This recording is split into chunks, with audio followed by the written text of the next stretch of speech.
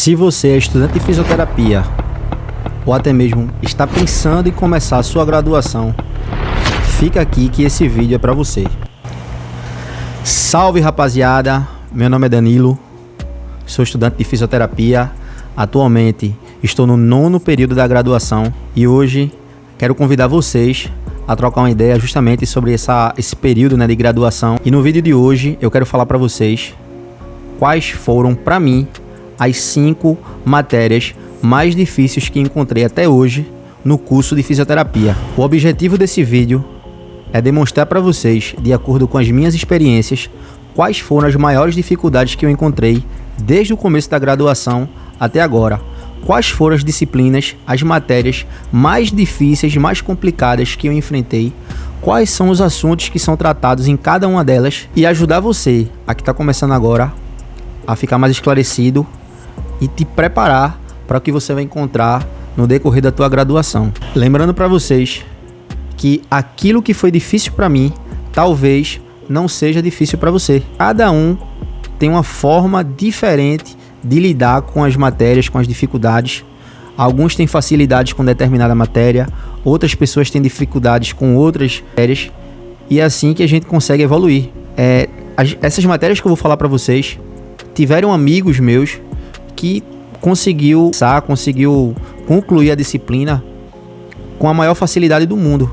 Lembrando que o curso de saúde é um curso muito importante, a gente está tratando diretamente com a saúde de várias pessoas, e é isso que eu quero demonstrar para vocês, quais são as 5 matérias mais difíceis que eu encontrei até hoje na graduação de fisioterapia. Para começar, na 5ª colocação, vou falar de uma disciplina, uma matéria que a gente encontra não apenas no curso de fisioterapia, mas na maioria dos cursos de saúde.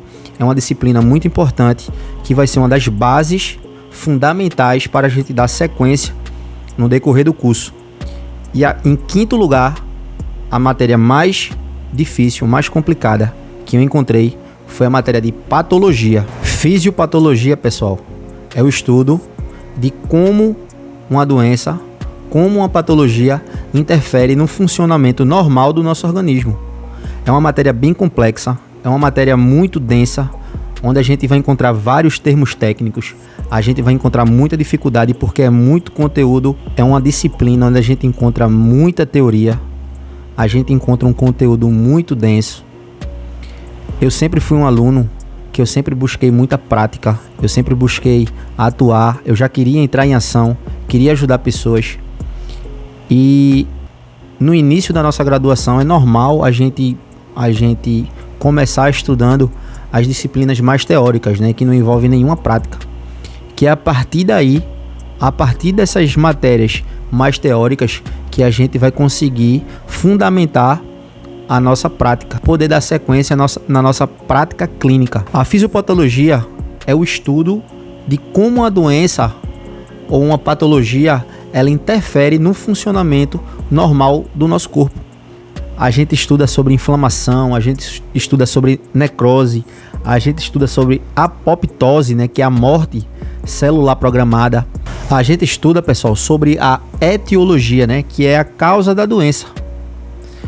As causas, onde é a origem de cada doença. Sobre patogênese, A doença se desenvolve no nosso corpo. A gente precisa ter um conhecimento também, a gente tem que ter uma base, que uma disciplina que ela se conecta com outras disciplinas, com anatomia, ela se conecta com fisiologia.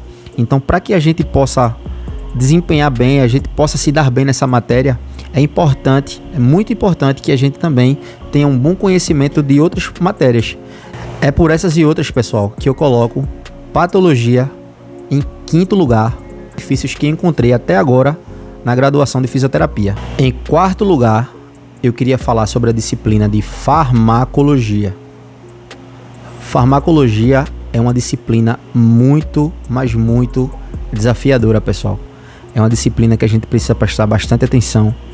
É uma disciplina que, a depender do tipo de medicamento que o nosso paciente esteja utilizando, isso pode mudar completamente o nosso plano, a nossa rota terapêutica. Cada medicamento ele tem o poder de influenciar diretamente no comportamento e no estado físico e mental de cada pessoa. Então você pode se deparar com algumas pessoas que estão mais agitadas, outras pessoas que estão mais sonolentas, outras pessoas que estão mais irritadas.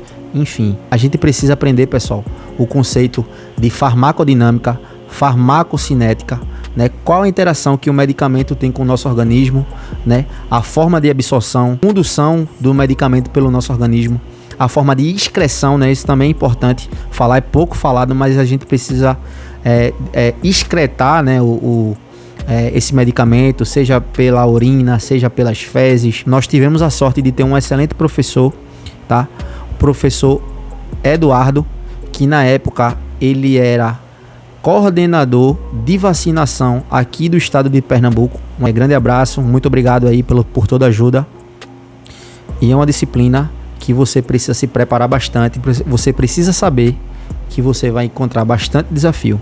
Em terceiro lugar, eu quero falar de uma matéria, de uma disciplina que também ela é muito desafiadora, ela tem muitos detalhes, ela tem um conteúdo imenso, um conteúdo muito denso, que é a matéria de MTA, Métodos e Técnicas de Avaliação e Exames Complementares. Provavelmente, essa matéria, muitas pessoas vão discordar de mim, né? Muitas pessoas vão achar essa matéria simples, essa matéria um pouco mais fácil, mas eu coloquei ela aqui nessa lista porque foi uma matéria que eu tive bastante dificuldade, foi uma matéria que eu precisei refazer.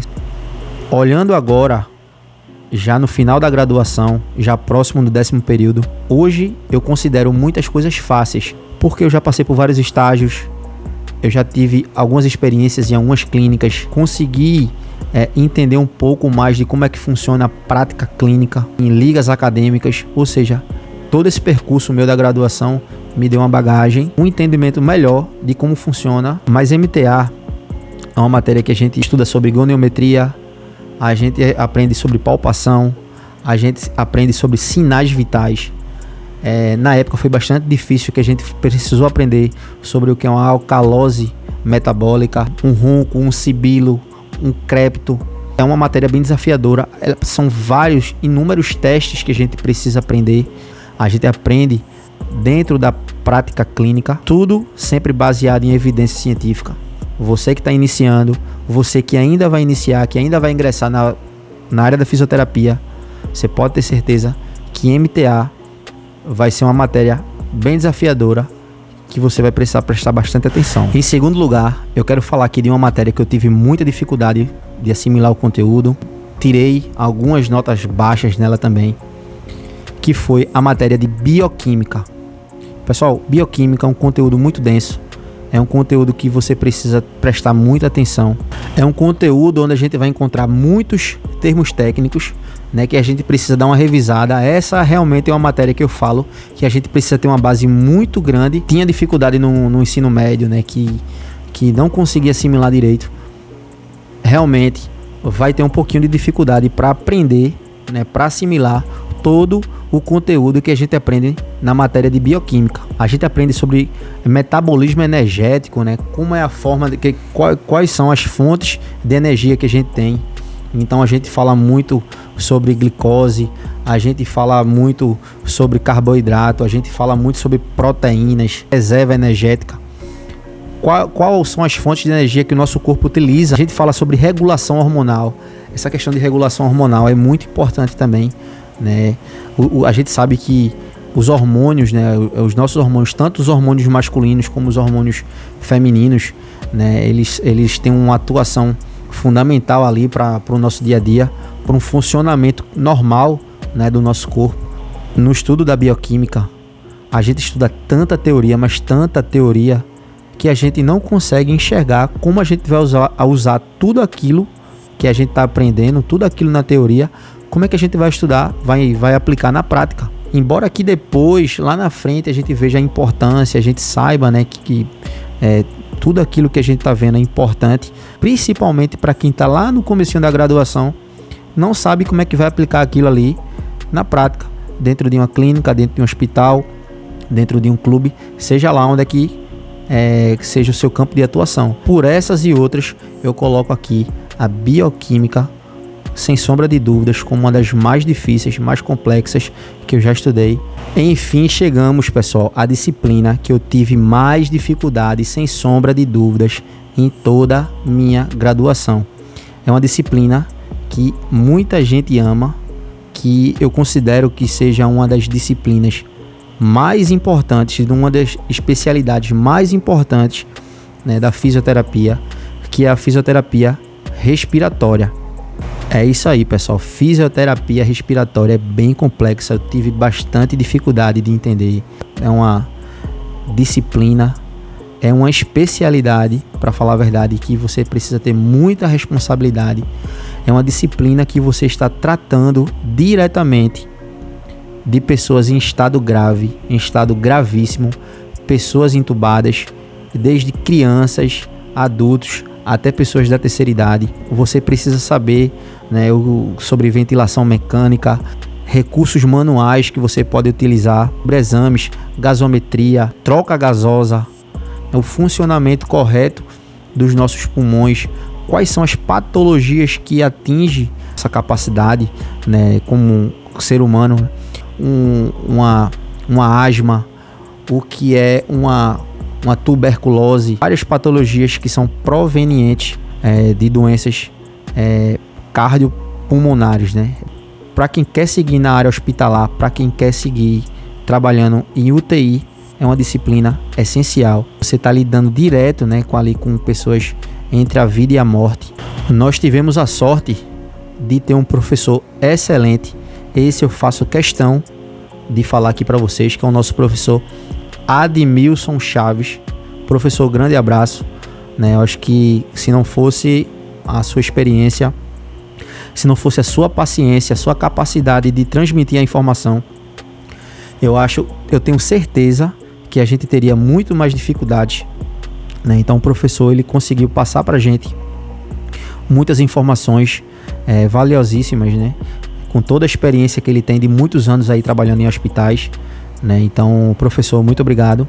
Aqui eu fecho, né, essas 5 disciplinas que foram mais complicadas para mim. Então, eu volto a falar que o objetivo desse vídeo não é fazer medo para vocês. O objetivo desse vídeo aqui é informar, é esclarecer para vocês que já estão na graduação, para vocês que ainda vão começar, o que vocês vão aprender pela frente. Em momento nenhum eu quero desestimular vocês a estudar, a procurar outra profissão, mas sim que vocês cheguem mais preparados, que vocês cheguem mais conscientes daquilo que vocês vão encontrar durante a graduação de vocês. De acordo com a minha experiência, a experiência que eu tive, a experiência que eu estou tendo até agora, né? A maioria das disciplinas eu já paguei, faltam algumas poucas, né? A maioria delas são de estágios, né? Estágios que a gente precisa estar pagando agora. É isso. Que vocês cheguem mais preparados. A área da saúde precisa de cada vez mais pessoas qualificadas e, sobretudo, pessoas que gostam da área, gostam de trabalhar, independente da área que você for atuar, seja na fisioterapia esportiva, seja na fisioterapia respiratória, seja na fisioterapia dermatofuncional, seja em fisioterapia aquática, seja qualquer outra especialidade das diversas, inúmeras especialidades que tem.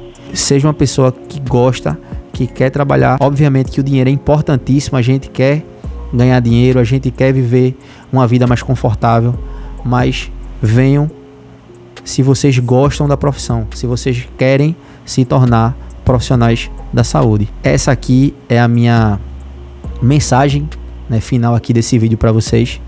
Se vocês gostaram desse vídeo, né, se vocês curtiram esse vídeo, ajuda a gente, segue o canal, deixa teu like, deixa teu comentário, compartilha, ajuda essa informação a chegar a um máximo de pessoas para que a gente possa ter um debate legal aqui. É isso aí, espero vocês no próximo vídeo, valeu!